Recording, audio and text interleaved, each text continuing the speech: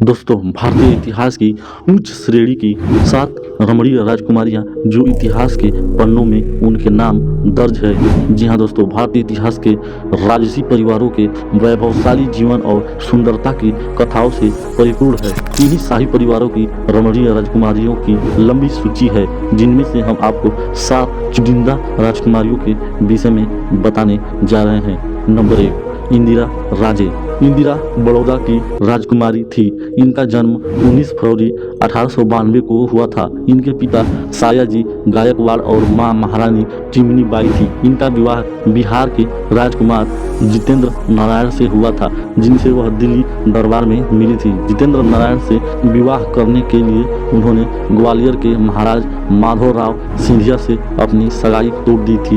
उन्होंने 18 वर्ष की उम्र में यह साहसिक कदम उठाया था। सगाई टूटने के पश्चात उनके माता पिता ने उन्हें भारत छोड़कर लंदन जाकर जितेंद्र नारायण से विवाह करने की अनुमति दे दी।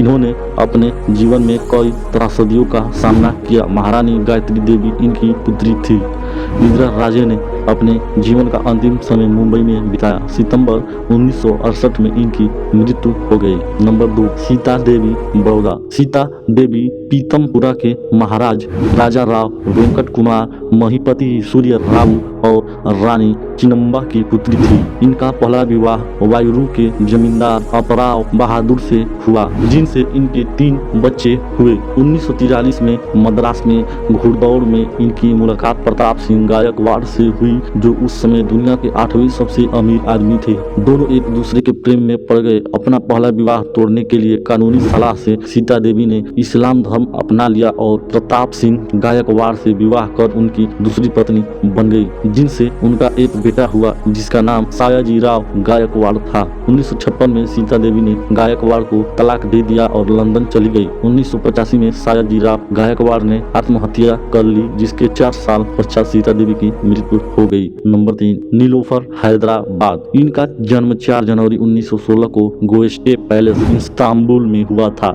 इनके पिता का दामाद मुरलीजादा सालारुद्दीन थे। 16 वर्ष की वयु में इनका विवाह हैदराबाद के अंतिम निजाम के दूसरे पुत्र मोअज्जम जाह से हुआ। 1952 में शादी के 21 साल बाद इनका तलाक हो गया। 21 फरवरी 1963 को नीलोफर ने एडवर्ड जूलियस पोप से विवाह किया, जो एक युद्ध नायक, लेखक और फिल्म निर्माता थे। 12 जून 1889 को पेरिस में नीलोफर का निधन हुआ। नंबर 4, विजया देवी। 28 अगस्त 1922 को जन्मी विजया देवी युवराज कांतेराव नरसिम्हा राजा बंडियार की बड़ी बेटी थी। यह कर्नाटक संगीत, नृत्य और वीणा वादन में निपुण थी। 1941 में कोटाड़ा सांगनी के ठाकुर साहब से इनका विवाह हुआ। वह international music and arts society की संस्थापक और अध्यक्ष थी। 8 दिसंबर 2005 को बेंगलोर के एक निजी अस्पताल में इनकी मृत्यु हुई। नंबर 5, महारानी मेहताब कौर। 1782 में जन्मी मेहताब कौर गुरु बख्श सिंह कन्हैया और सादा कौर की पुत्री थी। यह सिख साम्राज्य के संस्थापक महाराजा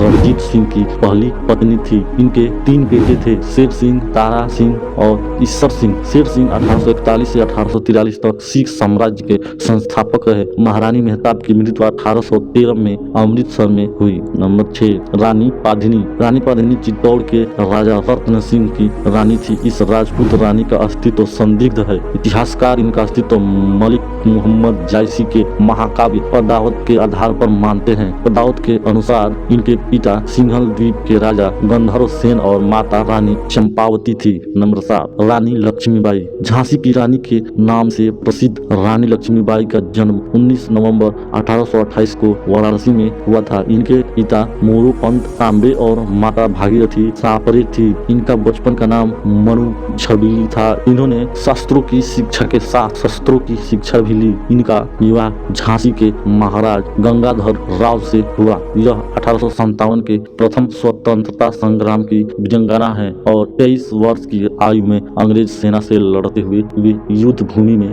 वीरगति को प्राप्त हुई थी। तो दोस्तों, आज के इस वीडियो में आपको इन राजकुमारियों में सबसे बेस्ट कौन है, इस वीडियो के कमेंट बॉक्स में जरूर बताएं। और ऐसे ही रसमय वीडियो के लिए हमारे चैनल को सब्सक्राइब करें, वीडियो को लाइक करें। मिलते हैं ऐसे इंटरेस्टिंग और नॉलेजेबल वीडियो के साथ अगले वीडियो में। तब तक के लिए धन्यवाद।